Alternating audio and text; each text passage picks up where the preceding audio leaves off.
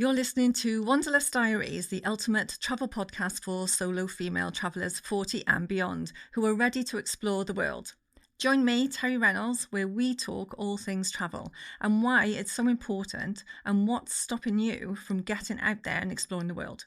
We'll discuss the steps you can take now to fix it, empowering you to ignite your curiosity and set your heart free so that you have the confidence to travel wherever you want, whenever you want. Offering insights, tips, hacks, and remarkable women's stories along the way. So come on, grab your passport, pack your sense of adventure, and get ready to be inspired. Whether you're a first-time solo traveller or a seasoned globetrotter, Wanderlust Diaries is your community of like-minded souls, uplifting and supporting women over 40 who dare to explore. So welcome to Wanderlust Diaries. Today I'm absolutely thrilled to have with me a guest who travels the world solo, but is also in a relationship. And today I want to explore how that works. So welcome to the podcast, the Becky Guldin. So it's great to have you here. Would you like to explain a little bit about you before we get into it? So you know where you're from and where you are today. Absolutely. Thank you so much for having me as a guest on your podcast, Terry. I'm excited to be talking with you today. My name is Becky. I am from the East Coast, Pennsylvania originally, and have lived both in the UK and I currently live in Switzerland. So I moved here almost 2 years ago at this point and absolutely love it. And one of the main reasons that we moved here was to travel, of course. Of course. And which part of Switzerland are you in? I live in Lausanne. Ah, lovely. Now, I have been to Switzerland, but many years ago, and kind of just drove through it really. But I know it's a lovely place. And what are your plans? Because obviously this is not the first place where you've kind of stopped at, is it? Sure. So my plans, what a great question. And I don't have an answer for you. My husband and I moved to Switzerland because we had the opportunity to, and we thought when you have the opportunity to live in Switzerland, you take it. Yeah. So our plans are quite short term at this point, and we travel, we try all the great food that is afforded to us that we don't necessarily have access to in the States. And right now we're really just playing it by ear, enjoying the time we have here and seeing where the journey takes us. Oh, I love that. I love it. And there's obviously the spontaneity is in there as well, isn't it? And sometimes it's nice to have a long-term plan, but you don't always have to have one of those. So, okay, then, well, let's get into a bit of travel then. So tell us your why. What inspired you to travel in the first place? We all have our why, don't we? Mine is for me, which I can talk about later.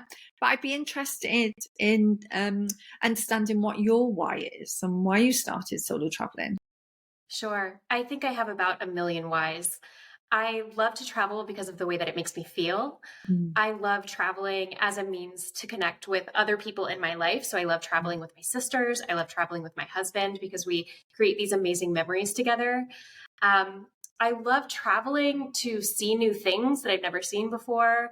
And I also love traveling for the food. I can't talk about travel without talking about how much I love food, because I truly think it is the way of experiencing a culture that is so tangible.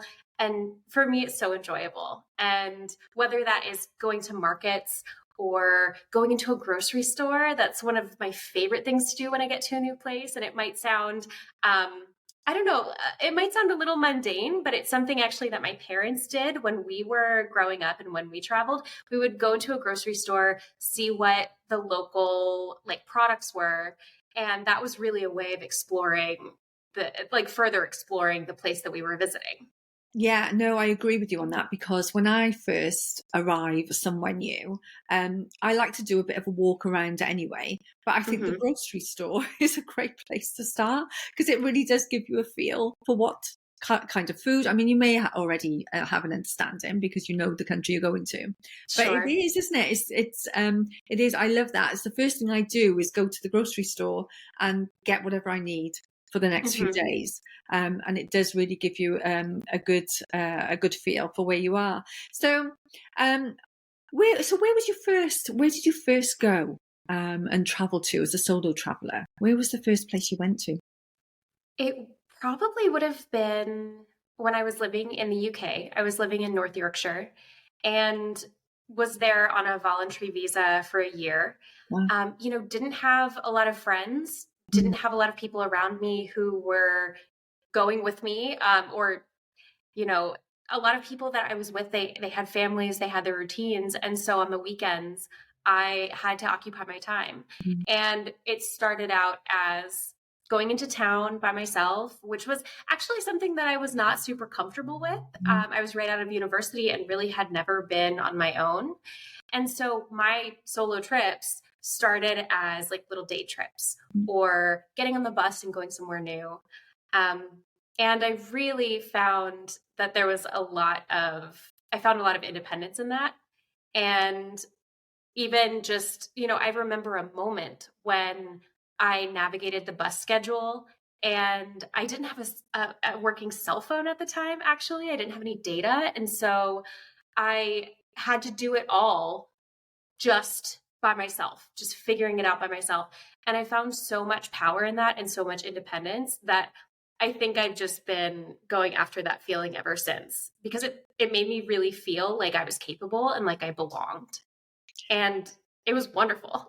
Yeah. And I think those small steps, just those little steps, because, anybody watching or listening to this now, they may be thinking, wow, she went to the UK.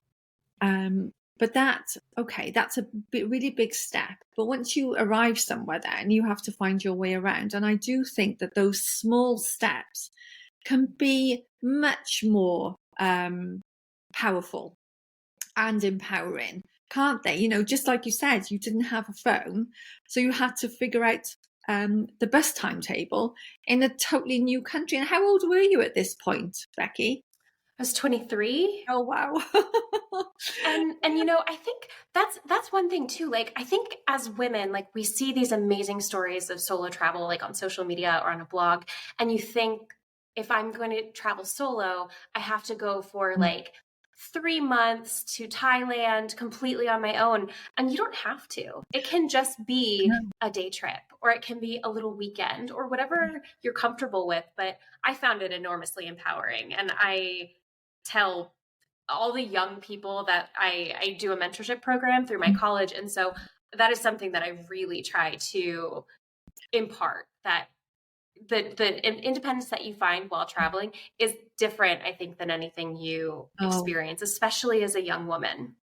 I couldn't agree more. And that's absolutely true of being an older woman as well, because I was late 30s, 39, 40 when I started traveling. Sure. And I felt exactly the same. But that's what I tell my clients as well is, don't think that solo travel means that, no matter which country, if you're in which country you're in, if you're in the USA, it doesn't mean you have to go over to Australia or even from the UK. Sure. It doesn't have to be a grand flight somewhere, it doesn't have to be that big thing. It can just be, even if it's only 10 miles down the road from you and you go and stay overnight in a hotel. It's that first step. It's about, and what that's about is giving you the confidence, because once you've taken that really small step, the worst bit for me is the planning. It's like, oh my gosh, I'm going, and when you've booked it, when I first did it, and when you booked it, it's like, I've got to go. Oh my gosh, I'm going. That Sure. part of it is probably the worst bit. And I think that if you take those small steps, and if you've got a little bit of a plan once you get there, will make a massive difference. And what a great feeling, isn't it? Once you've done it, I bet once you got on that bus and you got to your destination, you were like, yes, bring it on. Yes. Yeah. It's this feeling for me of just like being totally capable. Yes. And being in a place that I've never been before, or where I don't necessarily have any help to reach out to, with like a friend or a family member nearby. But it just, something like I said, as simple as taking the bus can just make you feel so good. Yeah. And so capable. And I found that whenever I get to a new country, I'll just get on the bus and do a round trip. Just get on the bus, stay on that, and just go from the bus station back to the bus station, just to get a feel for where I am as well.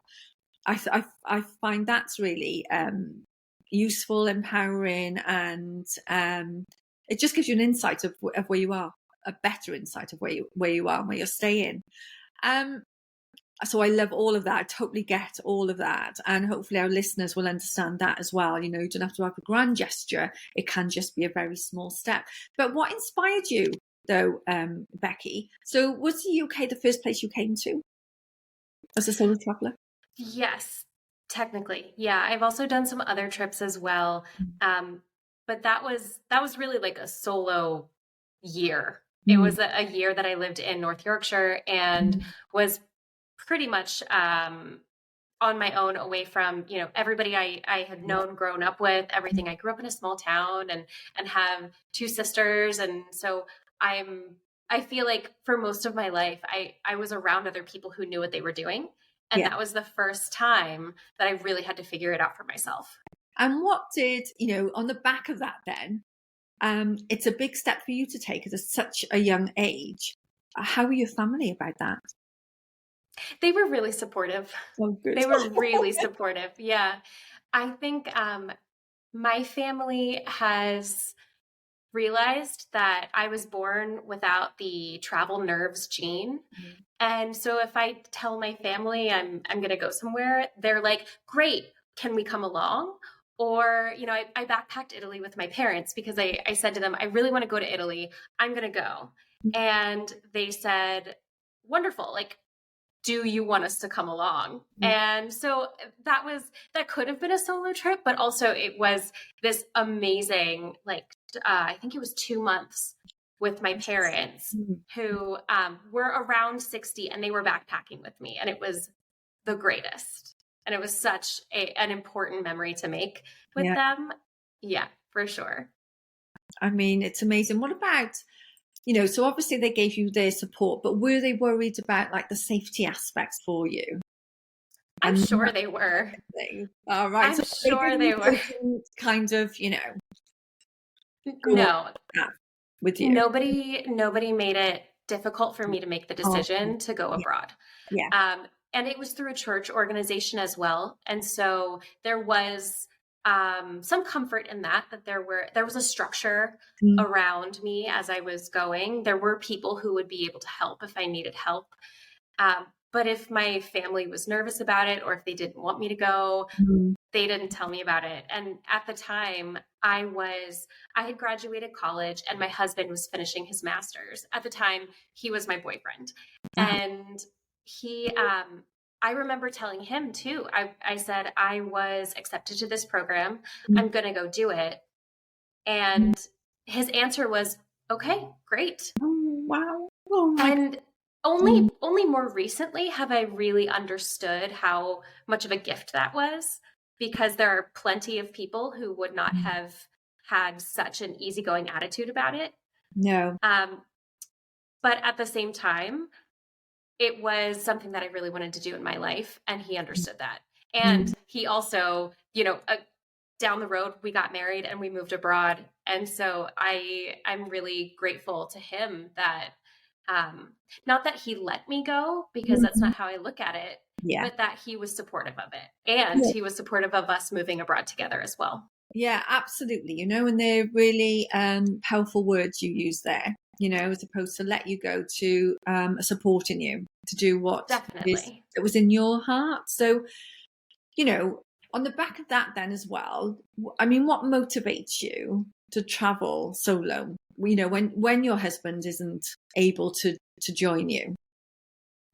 Yes. So what motivates me to travel solo is I want to have experiences, and I don't want to wait for other people. And so, for example, my husband had a business trip about a year ago, and I found out that it was just after the pandemic that lockdown had really lessened. And so I found out that in London, they were having a theater week. Tickets were heavily discounted, and I really wanted to go. I wanted to see as many shows as I could, because I had missed live theater during COVID. And I said to my husband, do you mind if I go? Like, do you want to see any of these shows? If he wanted to, it would gladly have been something that I would have wanted to do together. Um, but he couldn't go. And he said, I want you to have this experience, have a good time. And it was within like, I don't know, 3 days of when I was leaving that I booked the tickets, the flights, the hotel, and I got my tickets to see shows as well. And I pulled, I think I saw like 5 shows in 4 days or something. And it was amazing. It was wonderful. I took myself out to dinner. I did a little shopping. I saw all of these shows that some of them hadn't made it over to Broadway yet. And so I loved seeing how those shows were being, workshopped in London. It was great. And I think I've felt that when it comes to solo traveling for me, if people want to join me, wonderful. Mm-hmm. But if it doesn't work out, I still want to go. I'm still going to go. And that's not going to hold me back. Yeah. And that's a fantastic attitude to have, because a lot of people won't do that, especially those who are in relationships, married or not. Sure. They won't have that impetus to do that. And it may be for fear of upsetting the partner. And I think it needs to be, you need to have that clarity, don't you, in a relationship as to whether or not, because I think when we spoke before, you were a bit concerned that maybe your solo days of traveling may be over, once you're with, and you're married with your husband, and that's turned out not to be the case, absolutely not to be the case. And I think that's because of the communication. You have to have that open communication, I think, don't you? Absolutely. Absolutely. And when my husband and I had gotten engaged, I totally thought that my days of solo traveling were over. Mm. And that was quite jarring to me. Mm-hmm. Because in my life, I didn't have other married couples who were traveling and doing their own thing. My parents always traveled together, and that's a wonderful thing. And I love traveling with my husband, but having this feeling of like, am I going to lose a small part of myself that I've really loved and I've really found a lot of empowerment with? That was very scary. And you're completely right. If even if I were to tell my husband, I need to go on this trip by myself because it's important to me for some reason, I know he would support me, and he would say, great, I'll see you when you get back and we'll talk about it. And then we'll plan our next trip together, which is really a wonderful gift to be given.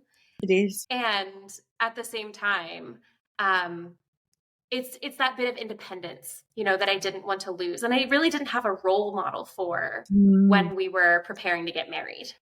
Well, yeah, like you said, your parents go everywhere together.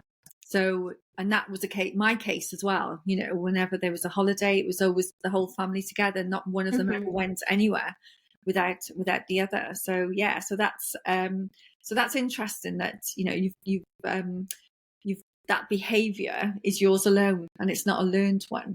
So that's sure. So that's really interesting.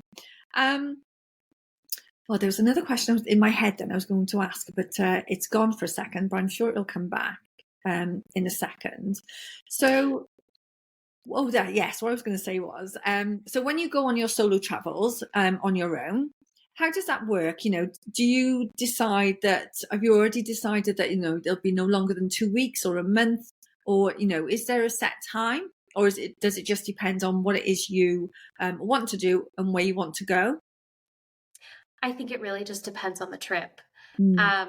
For example, when I went to London for the shows, to see the shows, I think that started out as maybe a 2-day trip, and then I kept adding shows onto it, and it became 4 somehow.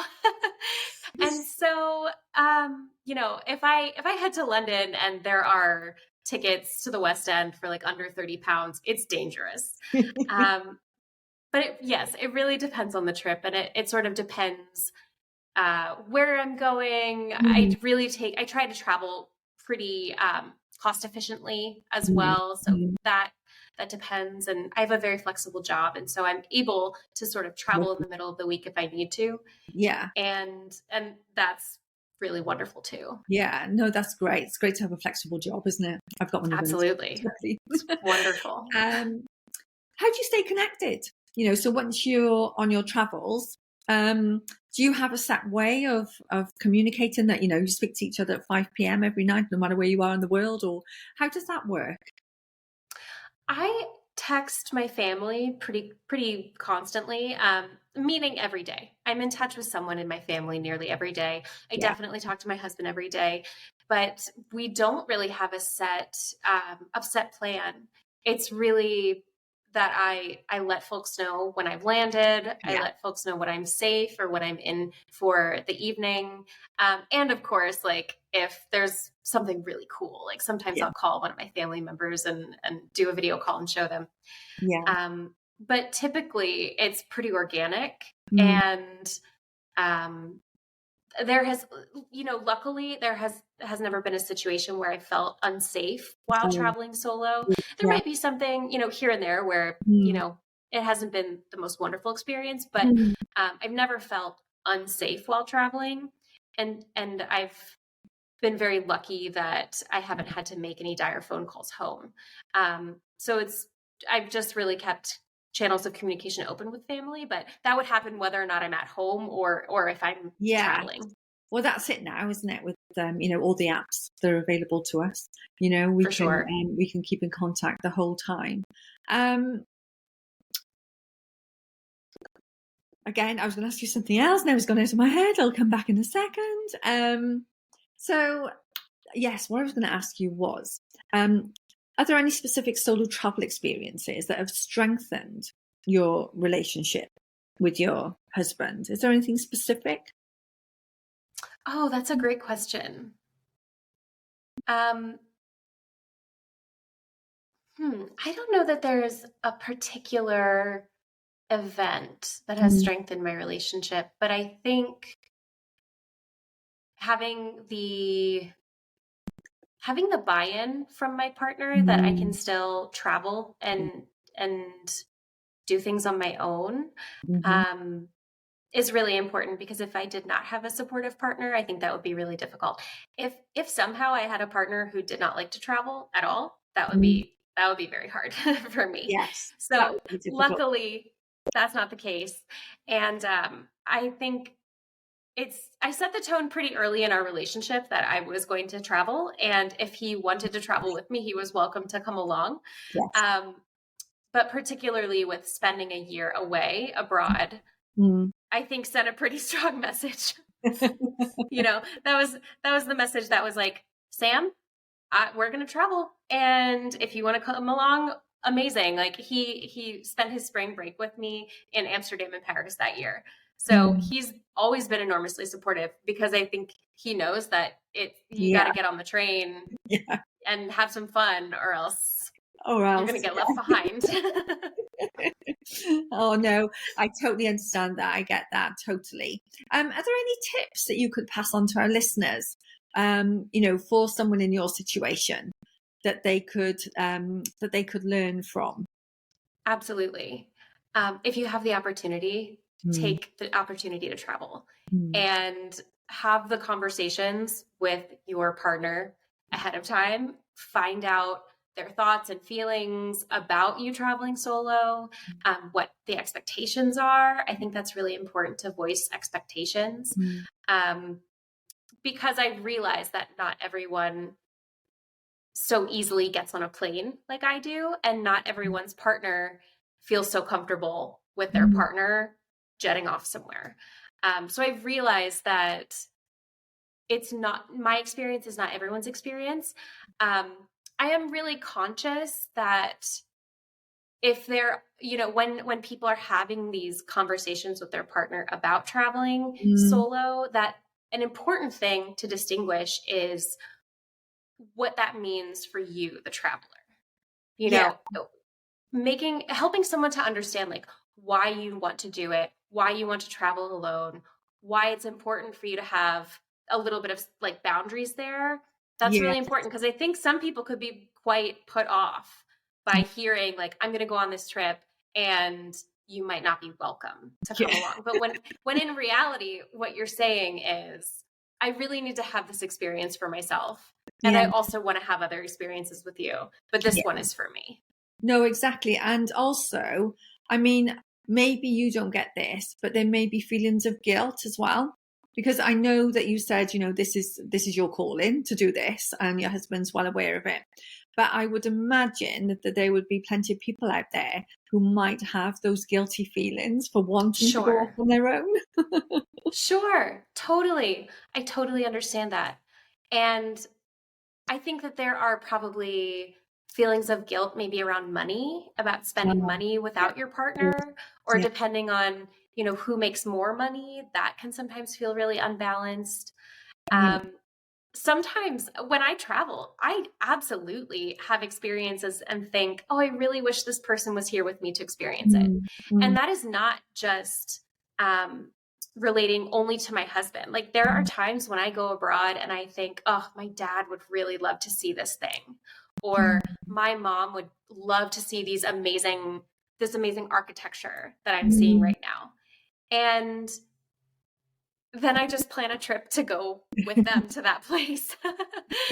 um, but yes, I fully understand that guilt could Mm, play a role. I think it's important to know why those feelings are coming up though. And if they are legitimate or if they're mm. sort of like imposed by expectations, whether they're yours or someone else's upon Absolutely. you. And again, it's down to communication, isn't it? It's about Yeah. having that talk, those chats, knowing exactly why the other one is doing what they're doing, and then maybe knowing how the other one might be feeling. But if you've got that communication and you're always talking about it, then, that should be quite clear. The clarity's there then, isn't it? It should be Yeah. quite clear, and there shouldn't be any kind of grey areas. I would have thought so anyway. I don't have that problem. Because I'm a single person, but I don't have that issue. But I can imagine that there would be a lot of partners out there that would absolutely probably say no straight away. No, I'm not happy about that. But after, with the communication, talking it all through, and even talking about, you may feel guilty because the other person who's maybe saying no may feel guilty for saying no as well. Sure. So it is a two-way street, isn't it? But I just love the dynamic of you two. I think it's amazing, and I think it's great for our listeners to hear this as well. Um so out of let's talk about where you've been then. Yeah. So out of the countries that you've visited, um, where would be your have you got a top destination? I mean, it's quite difficult for me to choose, but have you got a top destination that you've been to, and why would it be your top destination? Okay. My top destination, I have a couple, and I think Yes, yeah, they I know. change every day, Hard to right? choose. Yeah. Yeah, I think one of the most recent places that my husband and I had been was Norway. We did a road trip this summer through Norway, and I expected it to be amazing, and it was like times 10. Ooh. And it was a different vacation than what we typically do, too. Mm, It was a road trip. We did a lot of hiking. mm, It was pretty cold while we were there. And mostly our vacations are like we go to a European city, we walk around, we go to a bunch of markets, mm, we check out the museums. So this was a different style of mm, vacation, and I loved it. We were there for 14 days, and I think I mm, could have doubled that easily just looking at fjords and mm. eating brunost and looking at the goats. It was amazing, and the colors were just the greens and the blues in Norway I think are HD. Are It they? was Oh, sounds amazing. wonderful. Yeah. So while we were there, we were talking to a local and they said, "Oh, you're from Switzerland. Well, then Norway must be really boring for you." And we both just looked at each other and we were like, "What are they talking about?" Yeah. Oh, wow. Just perceptions, I suppose, of, Yeah. yeah. Oh, I wow. guess it's one of those things like if you grow up around the Mm, fjords, it's what you know. yeah. And so Switzerland seems quite exotic. Yes. And while Absolutely. Switzerland continues to astound me, I was blown away by Norway as well. Yeah, yeah. And how do you, when you go to different countries then, so you had that perception from the Norwegian, Mm-hmm. how do you, like with different cultures and that, how do you find that you settle in? What is it you do before you go to a specific country to learn maybe a little bit about the way that they live? Yeah, I'm a big fan of Rick Steves, Uh, actually. I love Rick Steves. He's a mm, Lutheran. I'm a Lutheran. We don't have a ton of famous Lutherans, and so like shout out to the Lutherans.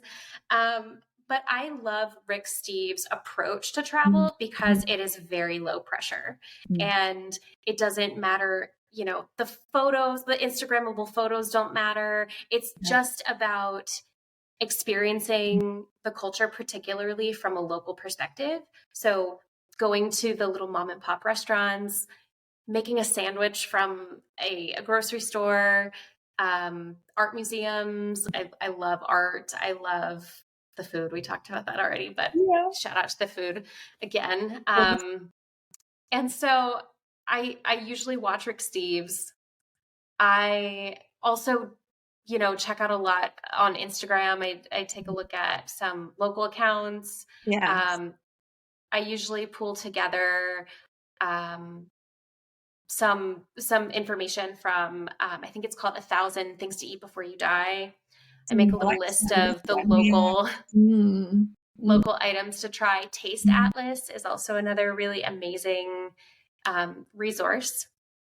And I put together an itinerary and then fill things in mm, as I find them. And so planning a trip for me um, takes a couple of months. mm, We usually book out transportation mm, pretty far in advance. mm. And I actually feel quite nervous when I go someplace more spontaneously because I feel like I haven't done my research. Research is a big thing, isn't it? It's about, and then, once you've researched somewhere, because I'm a bit like you, I like to know everything about everything wherever I'm Yeah, going. I don't want to be surprised by anything. I want to know because I want to embrace it when I get there. I right. want to really enjoy it. I don't want to get somewhere and think, oh, what's all this about? I want to be prepared, and I don't want Sure. the locals to have that feeling of me either, that, oh God, does she even know what she's doing? So it's really great, isn't it, to do that research, have that under your belt, and to embrace the culture and to eat. I love when I go somewhere new, I like to go to wherever the locals eat. I like Mm, to get off the tourist trap, off the touristy, absolutely. out of the touristy areas, and literally try and live like a local. Mm. I love to do that because that's usually where you find the best restaurants, the best cafes, the best whatever it is, the best grocery stores. Do you find that yourself? Oh, for sure. Mm. For sure. I think that's one of the reasons that when I get somewhere, I also try to do a walking tour in like the Yes, first day that I'm there. yes. And if you're lucky enough to have a local guide, Mm, that's absolutely one of my questions. It's like, mm, where do I need to go to mm, eat to get the real food? mm, Um, or to, experience mm. what they experience. And so sometimes I'm really lucky and they're like, oh, here's an amazing like hole in the wall restaurant, go check it out, you'll love it. And I think it was in Stockholm. I asked my guide that question and he was like, oh, people in Stockholm don't really eat meatballs or like Swedish food, so like there's a really great Thai restaurant over there. And I thought, okay, thanks, but I'm still gonna go eat the meatballs. Yes. Yes. Or I probably had like my fifth cardamom bun at that point, Oh, because oh, yeah, because I was like, well, do what the locals do, and delicious. in my mind, they're eating cardamom buns every day. Yes. So if it's good for them, it must be good for me. Right.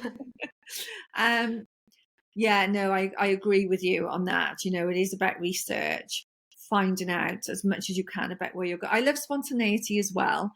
But usually spontaneity, you end up going somewhere where you've already been, maybe, so you don't need to Sure. do that quite in-depth research. And what do you do to plan? Like for me, I like to, if I'm going somewhere for quite a while and I'm not sure where I'm going to end up, I always like to have that first night's accommodation booked. So at least I know where Sure. I'm staying that first night, especially if you're landing somewhere or arriving somewhere at an awkward hour. It's always, I find anyway, that for me, I like to have that first accommodation booked, and then I either stay there for another night or whatever it is, or book somewhere else or wherever I'm going. But I just like to know I've got that under my belt. Absolutely. And, as you're saying that, Terry, I don't think I've ever taken a trip where I didn't have all of my transportation or all of my accommodations booked. Mm. And so maybe I need to go on a trip with you and we'll have a real spontaneous trip and we'll figure it out as we go. Because Yeah. I've never done that.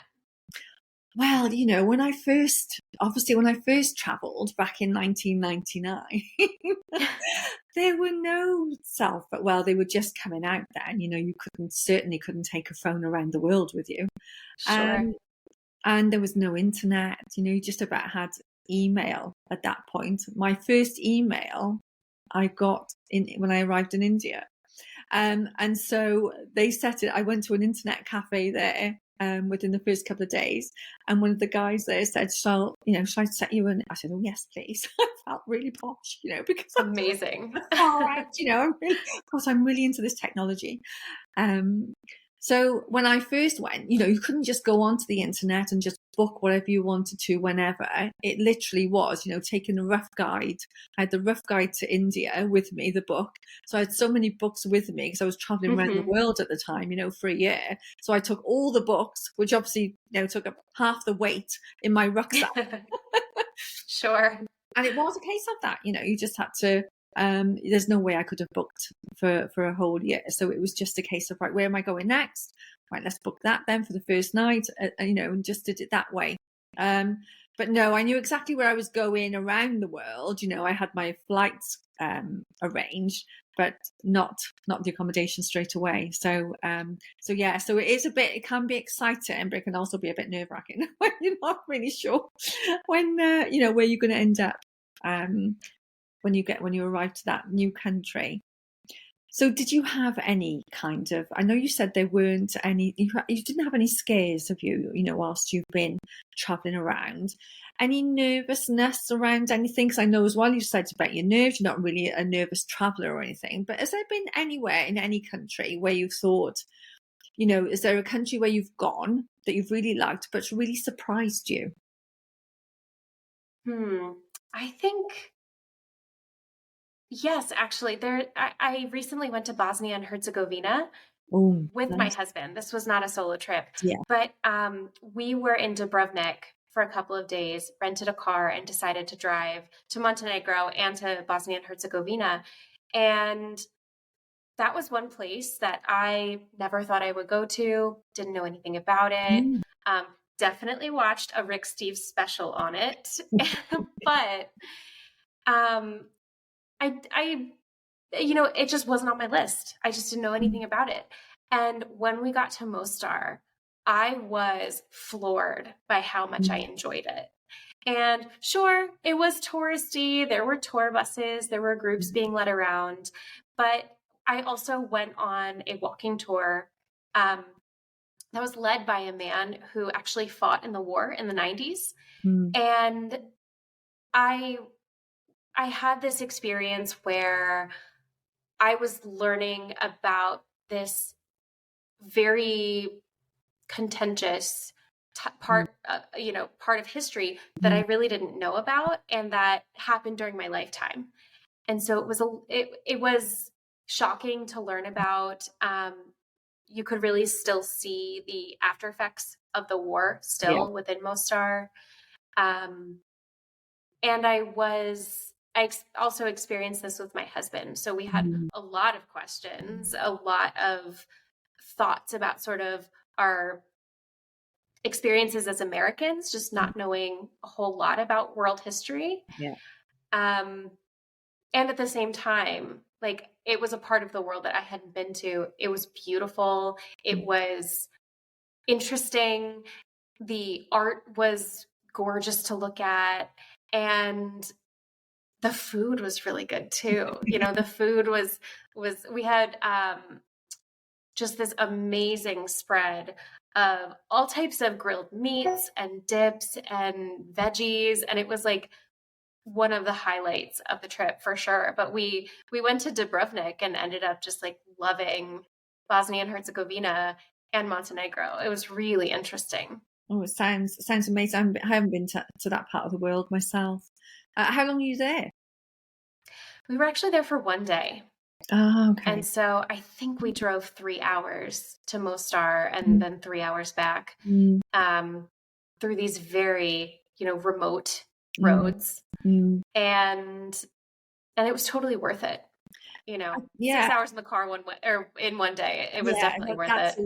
That's a lot. But I think that, when you do these kind of micro trips, if you like, to have that tour guide with you, as you spoke of earlier, I think that makes a massive difference.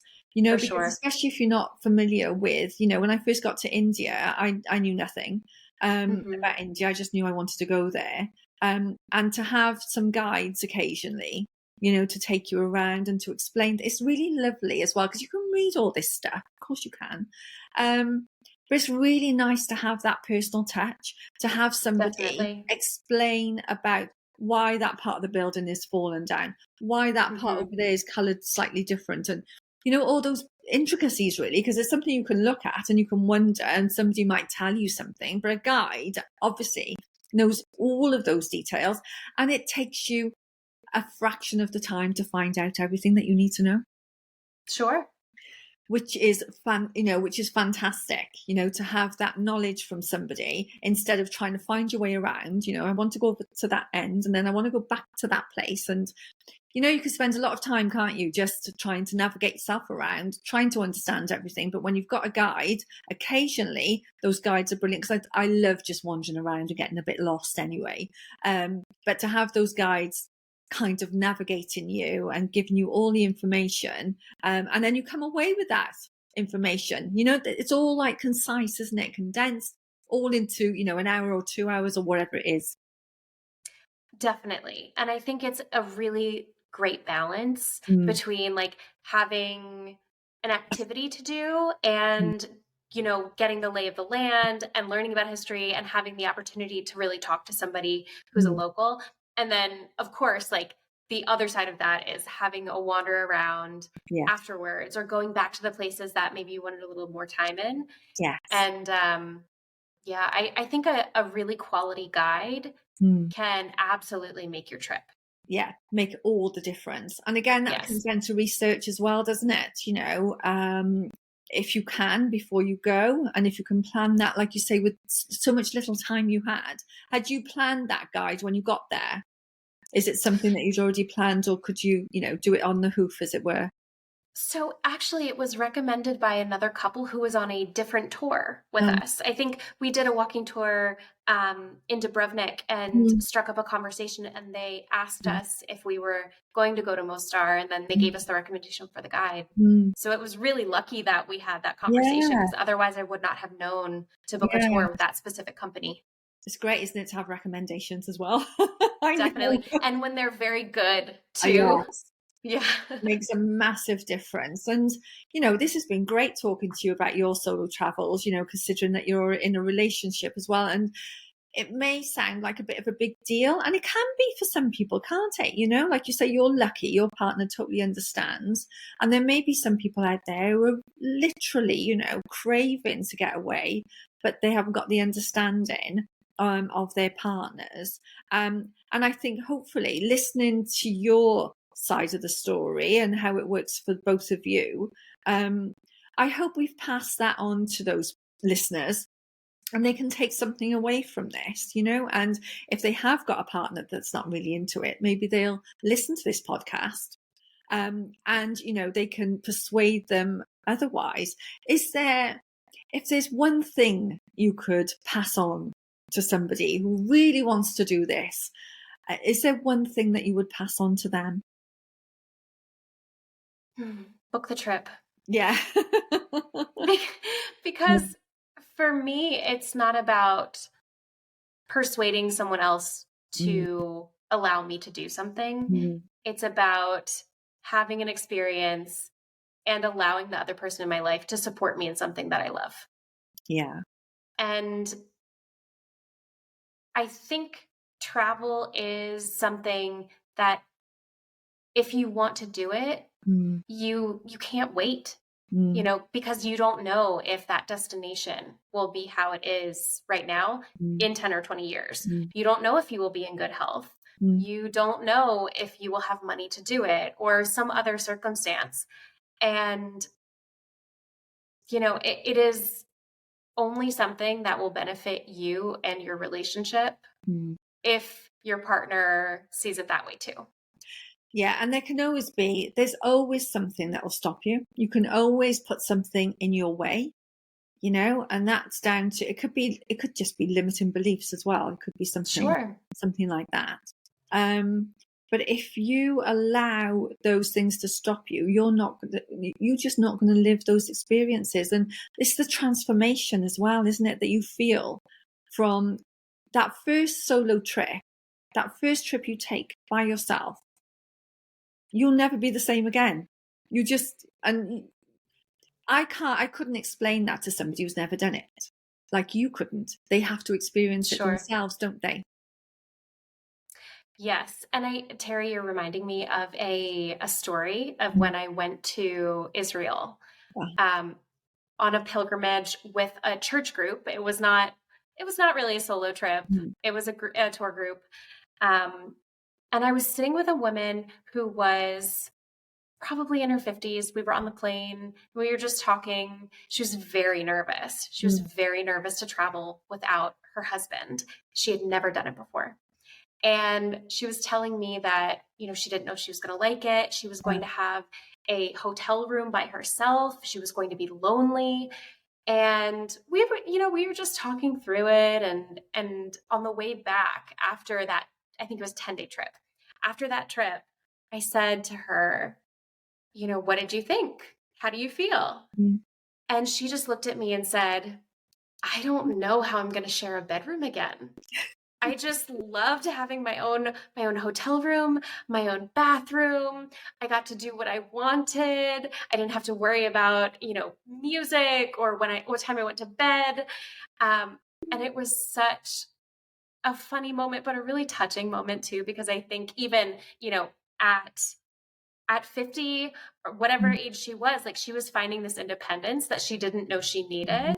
And I think she looked at me too. And she was, I was thinking like, oh my gosh, like you're so nervous about traveling solo. Like what is that about? And she probably was looking at me and thinking, you're 23. Like, what are you doing? Aren't you nervous? Like, what do you know about going out into the world?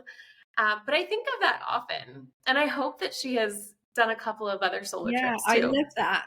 That's the two, so diverse, isn't it? From somebody really young to somebody who's, like me, I was 39, 40, but still, you're still at the other end. I'd been married. I'd had a baby. My daughter was 19 when I went off traveling. I did all of that stuff very young, and I did my traveling later in life. And that's, and it is all down to your own perspective and your own way that you are in the world. I would never in a million years have gone off at 20, 21, 22, 23, whether I'd had a baby, married or not. There's no way. I did not have that in me at that age. So we all have different times, don't we, where suddenly we're like, right, we need to do something different. And that was it for me. And I hope that lady, like you said, I hope she has had, how long ago was that? Oh, at this point, that was 2015. Oh, right. So I hope that in the last, 8 years, that she has had many experiences.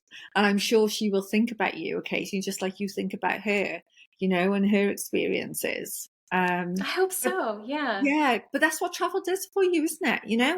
And, I haven't solo traveled for quite a while now, but it's always there.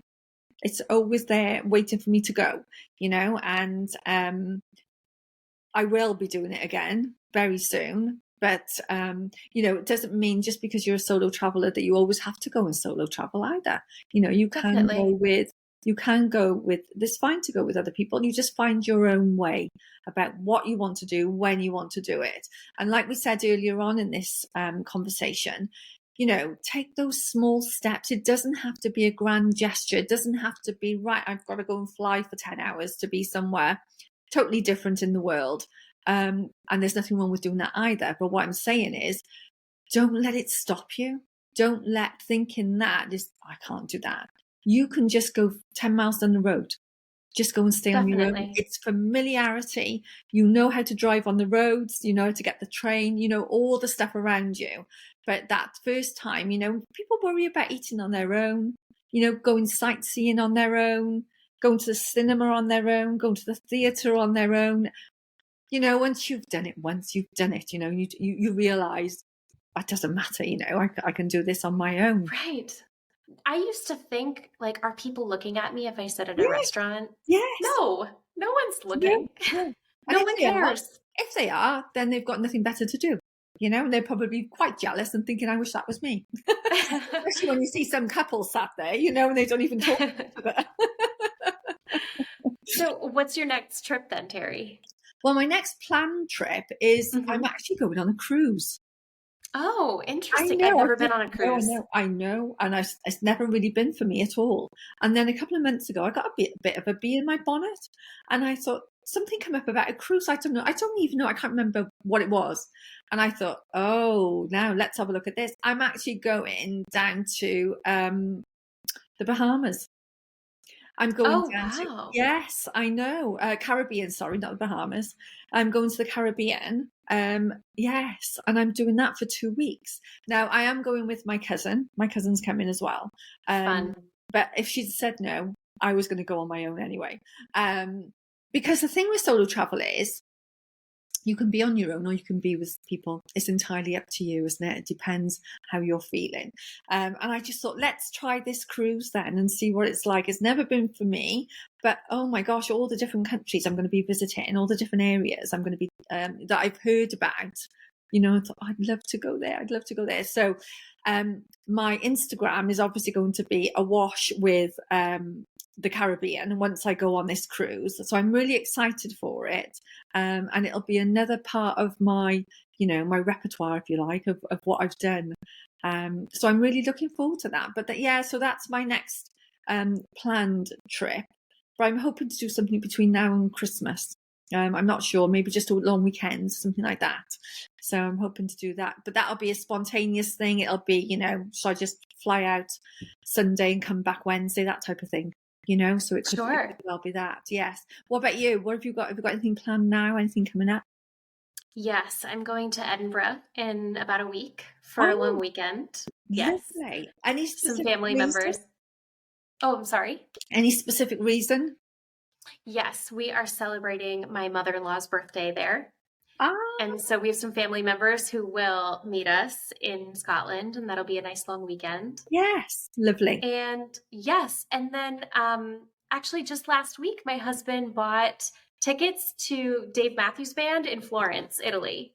And so we're planning that trip as well. Mm-hmm. And we just booked tickets for London next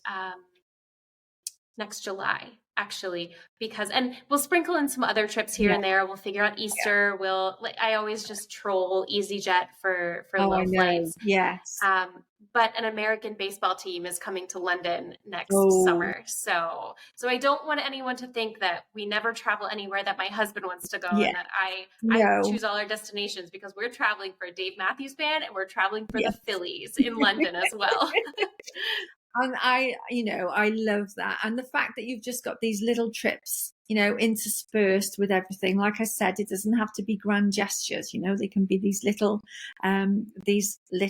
trips, that you can just dot in just for a couple of days, here and there. Well, do you know what? Thank you, Becky. Honestly, it's been lovely. I've absolutely loved hearing your story, especially from your traveling and having a partner and how you deal with how you both deal with that. It's been fantastic. So Thank you very much for sharing it with us.